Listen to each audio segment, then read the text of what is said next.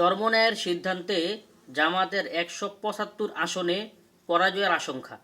আসলে মিডিয়াগুলো হলো দালাল, তারপরেও এটা সত্যও হতে পারে, আল্লাহ না করুক, কিন্তু বিজয় হওয়া এটা প্রায় অসম্ভব। এখন ইসলামী আন্দোলন বাংলাদেশের যারা সাপোর্ট করে চরমনা পীর সাহেব, ওনারা এখন খুশি, কারণ ওনারা বলতেছে যে আমাদের ছাড়া কিছু তোমরা করতে পারবে না। ওনারা বলেও আমরা অনেক বড় দল, এবং ওনারা নিজেরাও একা কিছু করতে পারবে না, যাদেরকে ছেড়ে আসছে তারাও ধ্বংস। তাহলে ধ্বংস কি শুধুমাত্র দলগুলোই হলো, নাকি পুরা ইসলামের হলো, সমস্ত মুসলমানদের হলো? আপনারাই বলেন। তারপরে এখন আবার বলতেছে জামাতের জোট থেকে সমস্ত ইসলামী দলগুলোকে বের হওয়ার জন্য আহ্বান করতেছে এই চরমনার পীর সাহেব।